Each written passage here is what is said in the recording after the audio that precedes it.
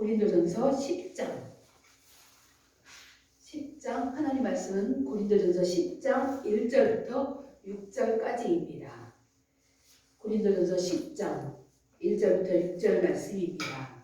신약성경 274페이지입니다. 고린도전서 10장 1절부터 6절 말씀을 한 절씩 교독합니다. 1절 말씀 제가 공독합니다.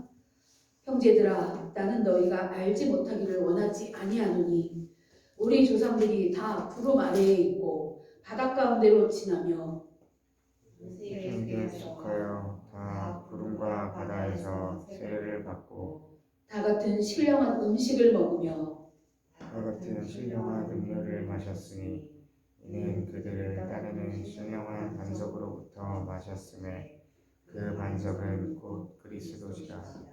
그러나 그들의 다수를 하나님이 기뻐하지 아니하셨으므로 그들이 광야에서 멸망을 받았느니라. 이러한 일은 우리의 본보기가 되어 우리로 하여금 그들이 악을 즐겨하는 것 같이 즐겨하는 자가 되지 않게 하려 함이니. 아멘. 원래 10장 말씀을 전체로 다 읽어야 합니다. 오늘은. 그런데 앞부분만 저희들이 읽었습니다. 오늘은 성찬의 의미와 능력에 대해서 말씀을 전하겠습니다. 성찬에 먹는 요소가 어떻게 그리스도의 십자가의 공로와 직접적으로 관련이 되었는지를 말씀드리려고 합니다. 그리고 우리가 성찬에서 먹는 떡과 포도주를 이 먹는 의식이 우리에게 구체적으로 어떤 의미를 갖는지를 말씀드리려고 합니다. 성찬이 얼마나 중요한지 이 의미를 바로 깨달아서 성찬에 참여할 때 그 의미를 기억하며 그 은혜를 생각하며 성찬에 참여할 수 있도록 오늘 말씀을 잘 듣고 그 의미를 잘 기억하시기를 바랍니다. 성찬의 이 의미에 대한 그 이상으로 성찬에는 깊은 뜻이 들어 있습니다. 그러니까 우리가 전반적으로 아는 그 의미 이상의 뜻이 성찬에 담겨져 있습니다. 우리가 성찬에서 받는 은혜는 단순히 우리가 먹고 마시는 그 떡과 포도주를 떼는 것이 이 떡과 포도주가 우리 주님의 몸이라는 그 인식, 곧 그것을 이해한 데서 오는 은혜가 전부가 아니라는 것이에요. 그러니까 성찬식을 할 때 우리가 떡과 포도주를 나누면서 함께 먹잖아요. 이 떡과 포도주가 예수님의 몸이다, 피와 살이다 그런 생각을 하면서 거기에 의미를 두고 함께 먹는데 그 의미 이상으로 뜻이 있다는 것이에요. 그래서 여러분들이 그 의미를 바르게 알아서 진짜 이 성찬식이 얼마나 큰 은혜가 우리에게 주어지는지를 잘 아는 시간이 되었으면 좋겠습니다. 성찬에는 우리가 이해하지 못할지라도 구주 예수 그리스도와 성령으로부터 주어지는 은혜가 있는 것입니다. 오늘 본문 말씀이 고린도전서 10장 이 말씀 안에 이 성찬의 의미가 아주 다양하게 이제 나오고 있는데 이 성찬의 의미를 이 오늘 본문 말씀 통해 여러분들에게 말씀드려 갑니다. 오늘 본문 말씀을 보면 1절에서 4절에서 이 말씀 안에 세례와 성찬이 둘 다가 나타납니다. 1절, 2절에서는 세례가 나타나고 3절, 4절에서는 성찬이 나타납니다. 1절, 2절 말씀을 보면 구름 아래 바닷 가운데를 지나면서 세례를 받았다고 말씀을 해요. 이 말씀은 뭐냐면 이스라엘 백성이 애굽에서 우리 오늘 주일학교 때 주의 연희가 애굽에서 이스라엘 백성이 나오는 그 이야기를 오늘 여러분들에게 말씀을 드렸는데 이 구름과 바닷 가운데서 이들이 나왔는데 이 얘기는 홍해를 건넌 이 사건을 이야기하고 있어요. 이 홍해를 건넌 이 사건이 바다가 갈라져서 그 마른 땅같이 거기를 건넌 이 사건을 세례라고 말씀을 합니다. 그리고 3절 4절에서는 성찬이 나오는데 다 같은 신령한 음식을 먹고 다 같이 신령한 음료를 마셨다는 말씀이 나와요. 이 신령한 음식은 강해 생활을 40년을 하면서 먹었던 만나를 이야기합니다. 그리고 이 신령한 음료는 반석을 깨서 그 안에서 나오는 물을 말하고 있어요. 홍해를 건넌 사건을 세례라고 말씀하고 광야에서 먹었던 만나와 물을 성찬이라고 표현을 한 거예요. 오늘 말씀에서. 이 말씀 속에서 죄악세계를 상징하는 이 애굽을 탈출한 이스라엘 백성이 홍해와 광야를 통해 세례와 성찬을 맛보았다고 이야기를 하고 있는 거예요. 고린도전서는 사도 바울이 고린도 교회에게 보내는 편지예요. 고린도 교인들에게 이스라엘 백성이 홍해를 건너고 광야에 살아갈 때 먹었던 이 음식들이 세례와 성찬이야. 그 얘기를 해주고 있는 거예요. 이 말씀을 통해 여러분들이 이 속에서 또 신자의 삶을 우리가 알아볼 수가 있어요. 신자의 삶은 죄의 종으로부터 탈출하여 세례를 통해 제사함을 받고 또 성찬을 통해 신령한 음료와 음식을 공급받으면서 양육을 받는다는 그 의미가 이 안에 또 들어있는 거예요. 이것이 신자의 삶입니다. 이 짧은 구절 안에 많은 것을 이야기하고 있는 거예요. 성경은 진짜 성경 말씀은 들으면 들을수록 연구하면 연구할수록 진짜 오묘하고 신비롭고 정말 그 안에 어마어마한 깊은 뜻이 들어있어요.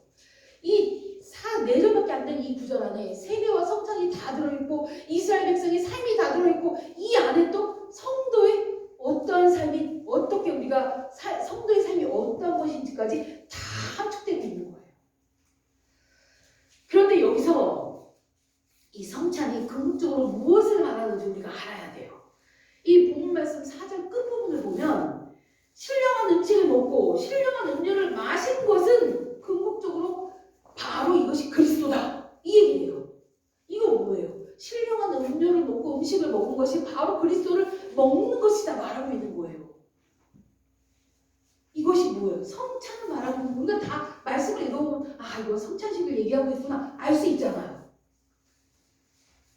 이스라엘 백성이 광야 생활에서 하늘에서 내리는 만나를 먹고 반석이 쪼개진 데서 나오는 물을 마셨는데 그것이 그리스도를 먹고 마신다는 거래요. 그리스도와 연관시켰어요. 이스라엘 수천 년 전에 이 이스라엘 백성의 조상들이 했던 그것이 바로 성찬식이야. 너희들 예수 그리스도를 먹고 마시는 행위랑 똑같은 거야. 이 얘기를 하고 있는 거예요. 이 사실은 대단히 중요합니다. 여기에서 성찬의 본래 의미가 나온 것이기 때문에 그렇습니다. 성찬이 궁극적으로 보여주는 것은 십자가에 달려서 죽으신 우리 주님의 예수 그리스도의 몸을 먹고 그의 흘리신 피를 마신다는 것이 바로 성찬의 이 먹고 마시는 거예요. 그죠? 그런데 우리가 먹고 마시는 떡과 포도주가 어떻게 예수님의 몸이 될 수 있어요?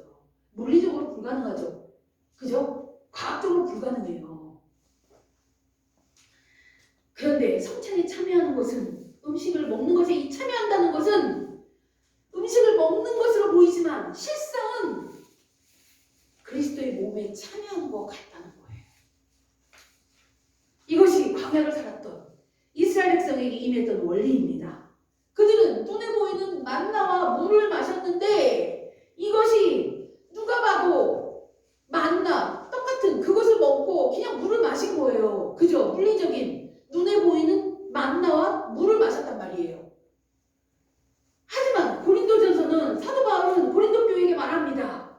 그것은 그리스도를 먹은 거야. 이런 얘기를 해요. 마찬가지로 성찬에 참여한 우리도 떡과 요즘 빵과 포도주를 먹는데 빵과 포도주를 아무리 봐도 그것은 빵이고 포도주예요. 그죠? 그런데 성경은 그것을 그리스도를 먹는 거라고 말해요. 즉 우리가 성찬에 참여하면서 진실로 예수 그리스도를 먹고 마시고 있는 거라는 얘기를 하는 거예요. 신기하죠? 이게 신비예요. 이것이 우리 주님이 우리에게 주신 신비한 능력이에요. 빵과 포도주를 먹는데 그것이 예수님의 몸을 먹고 예수님의 피를 마시는 거래요. 오늘 본문 말씀 고린도전서 10장 16절 우리가 다 읽지는 않았지만 16절 말씀을 보면 우리가 축복하는 바 축복의 잔은 그리스도의 피에 참여함이 아니며 우리가 떼는 떡은 그리스도의 몸에 참여함이 아니냐? 이렇게 바울이 질문을 합니다. 너희가 먹는 잔은 그리스도의 피에 참여하는 거야. 너희가 떼는 떡은 그리스도의 몸에 참여하는 거야. 이 얘기를 하는 거. 질문을 던져서 그런 거야 하고 얘기해 줬어요. 여기에 참여라는 말이 나오는데 이 참여란 말은 헬라어로 여러분이 너무 잘 아는 단어예요. 코이노니아. 코이노니아 우리 알고 있는 뜻이 뭐예요? 교제예요. 교제. 예배를 코이노니아라고 하는 예배는 교제예요. 참여하는 것. 함께 교제하는 것이 예배라고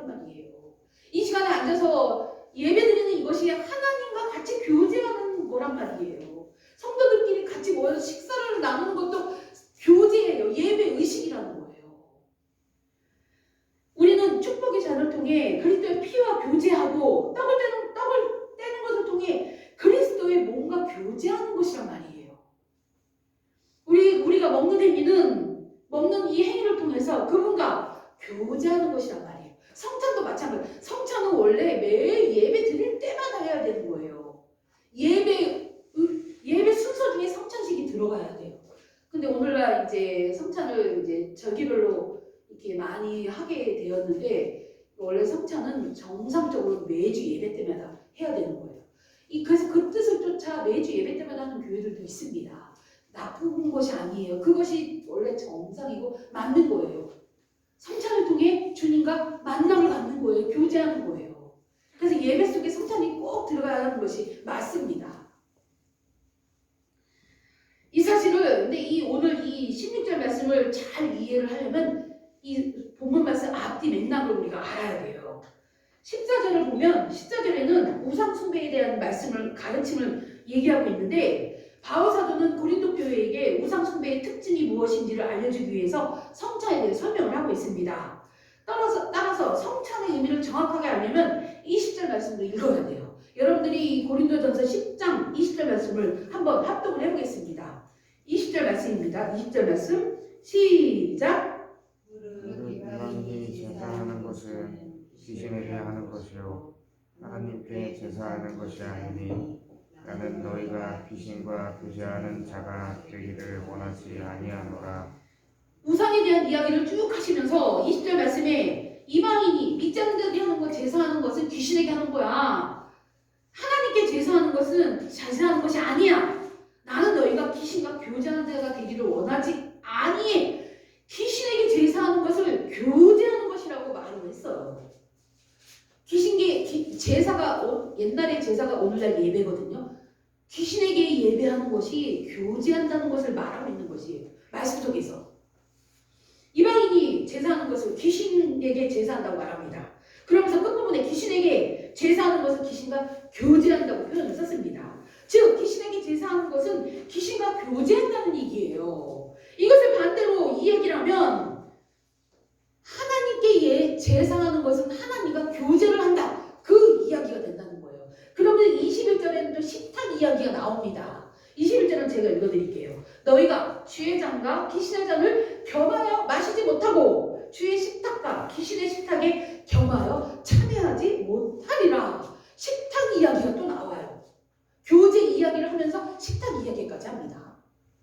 귀신에게 제사하면서 귀신의 식탁에 음식을 먹고 마시는 것은 귀신과 교제하는 것, 곧 귀신에게 참여하는 것, 같은 의미라는 것이에요. 이것을 설명한 이유가 바로 성찬의 의미를 말하기 위해서입니다. 똑같은 방식으로 성찬도 역시 이런 원리 가운데 있는 것입니다. 성찬의 음식을 먹는 것은 그리스도께 참여하는 것, 곧 그리스도와의 교제를 말하고 있는 것입니다. 그러므로 여기에서 먹는 행위에 있는 놀라운 비밀이 드러납니다. 이방인들이 제사할 때 제사 음식을 차려놓고 먹습니다. 그죠? 음식을 먹어요. 제사할 때. 제사 드리고 난 후에 그 음식을 먹는단 말이에요. 분명히 그것은 단지 물리적인 음식이에요. 그런데 거기에 실제로 일어나는 일이 뭐예요? 음식을 먹는 행위가 실제로 그 안에서 일어나는 일이 뭐예요? 주님과 교제한다는 얘기예요. 예배 드리고 나서 그 음식을 먹는데 그 음식을 먹는 행위가 교제래요. 주님께 참여하는 거래요. 이 일은 성찬의 음식을 먹고 마실 때 거기서 일어나는 일은 바로 우리가 그리스도의 몸에 동화돼서 주님께 참여가 되고 주님과 교제하고 일치가 일어난다는 얘기예요. 신비롭죠? 이것은 먹는 행위가 가져오는 의미입니다. 그런데 여러분이 밥을 먹는다고 내가 그 밥의 일부가 되나요? 아니죠.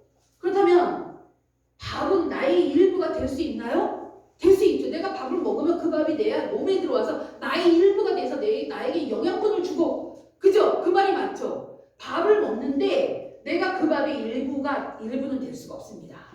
그런데 밥은 나의 일부가 될 수 있어요. 그죠? 이게 정상적인 이론이죠. 이런 방식으로 주님의 몸을 먹고 주님의 피를 마시면 내가 주님의 몸의 일부가 되는 것이 정상일까요? 아니면 주님이 나의 일부가 되는 것이 정상일까요? 헷갈리나요? 주님이 나의 일부가 되는 것이 정상이죠. 이 밥을 예를 들었을 때 이런 식으로 이해를 하면, 그죠? 내가 주님의 몸을 먹었으니 주님이 나의 일부가 되는 것이 맞는 거죠. 그죠? 내가 성찬에 참여해서 주님의 살과 피를 먹었으면 그게 내 몸에 들어와서 나의 일부가 되는 게 맞는 거잖아요. 그죠? 그런데 성찬의 의미는 이와 정반대입니다. 정반대예요. 먹기는 내가 먹는데, 즉 주체는 나인데 주님이 나의 일부가 되는 것이 아니라 내가 주님의 일부가 되는 것이에요. 이것이 성찬 음식이 가진 능력입니다. 우리가 성찬을 통해서 주님의 몸을 먹습니다. 그런데 주님이 나의 몸의 일부가 되는 것이 아니라 내가 주님의 몸을 먹으면 내가 주님의 일부가 되는 거예요. 이게 얼마나 큰 능력인지 여러분 아십니까? 우리 하나님이신 그리스도가 가능한 것이에요. 성도의 교제가 이 근거 안에 있습니다. 우리가 성찬의 음식을 먹음으로써 그분이 내 것이 되는 것이 아니라 내가 그분의 일부분이 되기 때문에 나와 함께 저마다 그분의 일부분이 되는 모든 성도들이 모여서, 지체들이 모여서 한 몸을 형성하는 거예요. 성찬에 참여하는 모든 성도들이 주님의 몸의 일부가 되어서 한 몸을 이루는 거예요. 머리 대신 우리 주님이 주인이시고 그 몸의 일부가 되는 거란 말이에요. 여러분 한 명 한 명이 주님의 몸의 일부가 돼서 한 몸을 이룬다는 것이에요. 우리는 머리 대신 그리스도와 모두 하나인 것입니다. 한 몸인 거예요. 각자 따로따로지만 성찬에 참여함으로써 우리는 하나가 된다는 그 의미가 그 안에 들어있다는 것이에요. 바로 여기에서 성도의 교제가 나오는 것입니다. 성도 여러분, 이렇듯 먹는 행위가 우리로 하여금 그리스도의 일부가 되게 합니다. 성찬식의 참여는 우리를 그리스도께 접붙이는 그리스도의 일부가 되게 하는 양식과 음료임을 분명히 믿는 여러분들이 되기를 기도합니다. 먹는 것을 통해서 그리스도의 일부가 된다는 사실을 잘 묵상하면 우리는 이 교리가 얼마나 위대한 통찰력을 가졌는지 깨닫게 됩니다. 성찬의 떡과 포도주는 그것을 먹음으로써 그리스도께 접붙여주는 신비의 음식인 것이에요. 그래서 성찬식을 매주 예배 때마다 해야 되는 것입니다. 즉 성찬을 통해 우리와 그리스도가 하나가 되는 일이 일어나는 거예요. 이 성찬식을 통해 교제가 이루어지고 하나가 되고 우리가 그 몸에 접붙어져서 절대 떨어질 수 없는, 우리 주님은 포도나무고 나는 거기에 붙어있는 가지가 되는 것이에요. 우리가 그리스도의 몸을 먹는 것을 통해서 그리스도의 지체가 된 것입니다. 마치 우리 몸에 지체들이 한 영혼에 의해 살고 다스림을 받는 것처럼 우리도 한 성령에 의해서 영원히 살고 다스림을 받게 되는 것이에요. 우리 주님의 몸에 접붙여진 절대 떨어질 수 없는 여러분들이 된 것이란 말이에요. 그러면 우리가 붙어있는, 접붙여져 있는 그 몸, 하나가 된 그 몸이 함께 모든 것이 이루어져야 되는 것이에요. 머리 대신 주님이 명령하는 데는 우리 모두 똑같은 방향으로 따라가야 되는 것이에요. 왜냐하면 한 몸이니까. 그런데 사실 현대인들은 이런 생각보다는 다른 과학적인 체계를 갖고 있습니다. 현대인들은 과학적, 생물학적으로 생각하기 때문에 우리를 지배하고 다스리는 것은 우리 두뇌라고 생각을 해요. 그죠? 사실 그게 맞아요. 머리가 말하는 대로 우리 몸이 움직여집니다. 하지만 성경은 이것을 모두 영혼의 활동이라고 말합니다. 예수님을 믿고 하나가 된 우리는 머리가 움직이는 대로 하는 것이 아니라 한 성령 안에 붙어있는 우리는 성령의 말씀에 따라 같은 방향으로 성령의 뜻에 따라 움직인다는 것이에요. 이것이 우리 그리스도인이 가져야 되는 머리가 시키는 대로가 아닌 하나님이 인도하는 대로 그 방향대로 우리는 가야 하는 것입니다. 믿음의 선배들도 몸을 다스리는 것은 현대인들이 생각하듯 두뇌의 신호가 아닌 영혼의 작용이라고 말씀을 합니다. 그래서 많은 이 바른 교리들이 많이 나왔어요. 우리는 그리스도의 몸을 먹어 그분의 일부분이 되었습니다. 그래서 우리가 그분의 일부분이 되었기 때문에 우리는 성령의 지배를 받는 존재가 된 것이에요. 내 생각이 중요하고 내 뜻이 중요하고 내 마음대로 하는 것이 아니라 성령님이 인도하시는 대로 그 뜻을 따라 우리는 이 땅에서 살아야 한다는 얘기를 하고 있는 거예요. 주님의 한 몸이 된 우리는 한 방향으로 하나님이 인도하시는, 성령 하나님이 인도하시는 그 방향대로, 우리 주님이 말씀하시는 그 뜻대로 이 세상에서 살아가야 된다는 얘기를 하는 것입니다. 그래서 우리는 이제 성찬의 능력을 입은 우리에게 남아있는 일이 있어요. 우리 몸의 진정한 주체이신 그분께 복종하는 것입니다.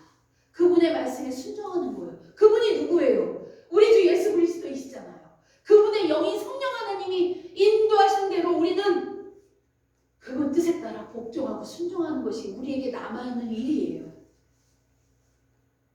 우리 몸의 진정한 주체이신 우리 주님께 순종하는 것입니다. 성찬은 우리가 성찬을 통하여 받은 능력이 우리 몸속에서 성령의 능력으로 남아서 살아 역사합니다.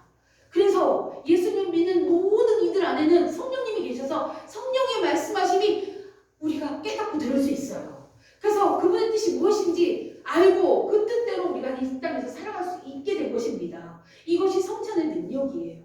이것이 예배를 통하여 매주마다 반복되어지면서 우리가 한 주간은 내가 성령의 인도대로 살지 못했어. 그러나 이번 주에 와서 또 예배를 드리면서 성찬에 참여하면서 다시 한번 또 깨닫고 이제 한 주간은 또 성령님의 인도하심에 따라 살아야지 각오하게 되는 것이에요.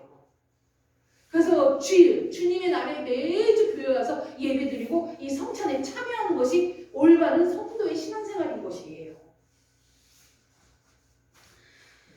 그리고 성찬은 우리로 하여금 그 성령님께 겸손히 복종하도록 우리를 만들어줍니다.